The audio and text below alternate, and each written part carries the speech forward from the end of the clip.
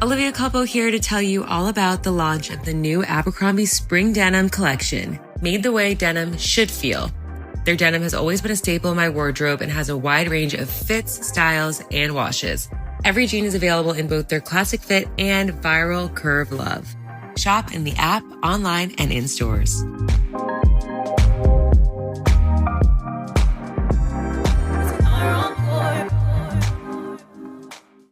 Jamie Lee Curtis and Lindsay Lohan are back in Disney's Freakier Friday, now streaming on Disney+. We switched bodies. I am freaking out right now. I think I just peed a little. It's an absolute riot. And the only movie that can be described as So much weirder than the last time. What last time? it's the frequel You ready? we've been waiting for. That absolutely slays. Disney's Freakier Friday, now streaming on Disney+, rated PG. This is Optimal Health Daily. What should I invest in? By Chris Reining of chrisreining.com. And I'm Dr. Neil. Hello and welcome back to our weekly bonus episode. This is where I share an episode from another podcast in our network, an article that can also improve your life in some way. And today's comes from Optimal Finance Daily, and you can find that show wherever you're listening to this.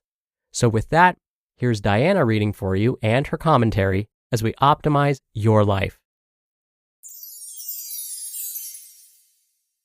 What Should I Invest In? By Chris Reining of chrisreining.com.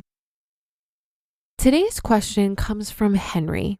He asks, quote, I've got my first job out of college just over a year ago, and I've spent a lot of time reading finance materials.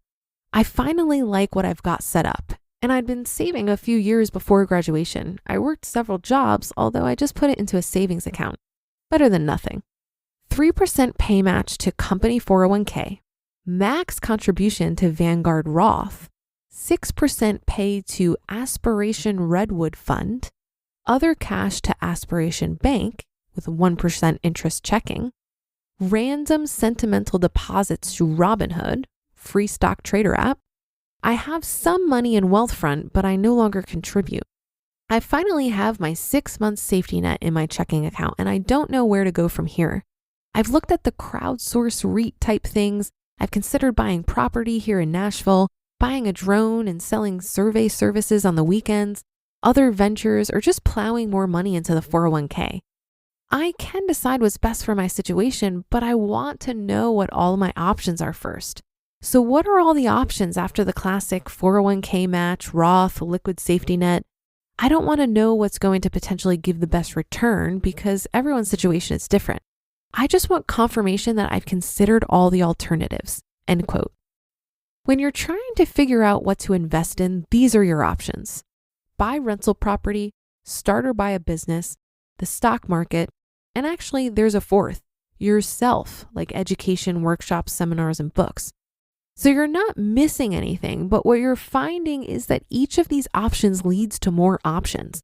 I mean, you're only investing in the stock market, and I'm counting at least 5 different investment accounts. And in all those accounts, you're probably investing in all kinds of different things because you can choose from thousands of different stocks, bonds, mutual funds, index funds, REITs, MLPs, and so on. When you have accounts all over the place, invested in all kinds of different things, you end up with a complicated portfolio. And when you have a complicated portfolio, it's harder to manage. And when it's harder to manage, you're more likely to be tinkering and tweaking and adjusting things. And what you're really doing when you do that is destroying your future wealth. Here's why. Over the last 30 years, when the S&P 500 returned 10.35%, the average investor returned 3.66% because the average investor is tinkering and tweaking and adjusting things. When you have a simple portfolio, you don't do that. For example, in my 401k account, I have an S&P 500 index fund. That's it. There's nothing to mess with. This is the same approach you can take with all these other investment options. You have a full-time job, meaning you don't have the time to be learning more about the stock market, plus buying and managing rental property, plus starting a side business.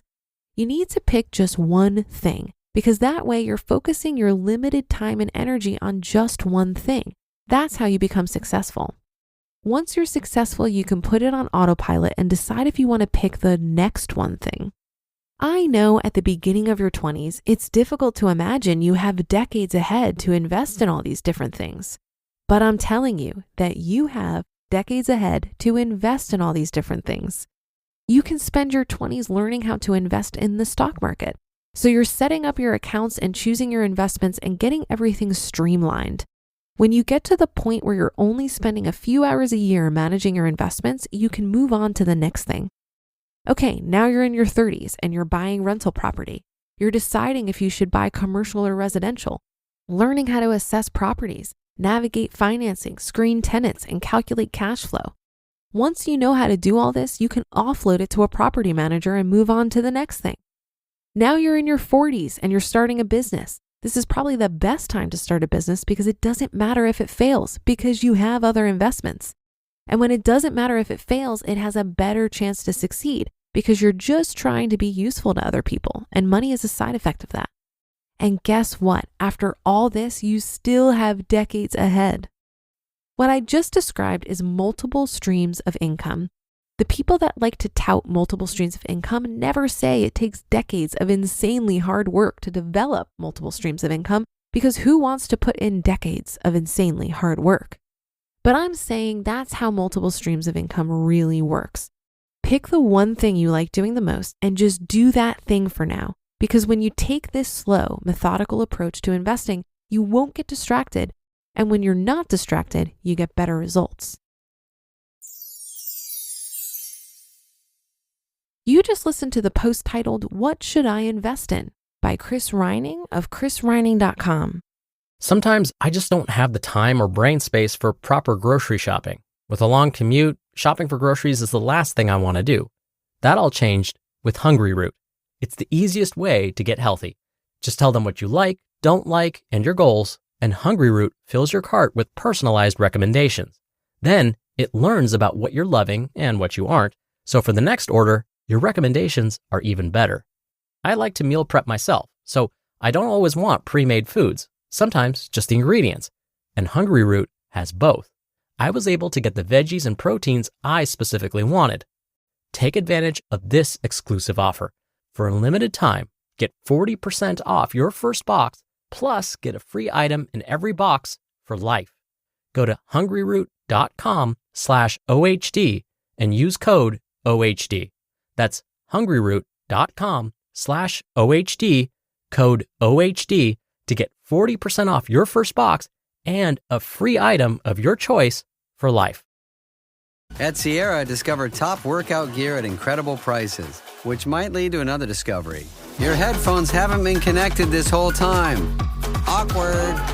Discover top brands at unexpectedly low prices. Sierra, let's get moving.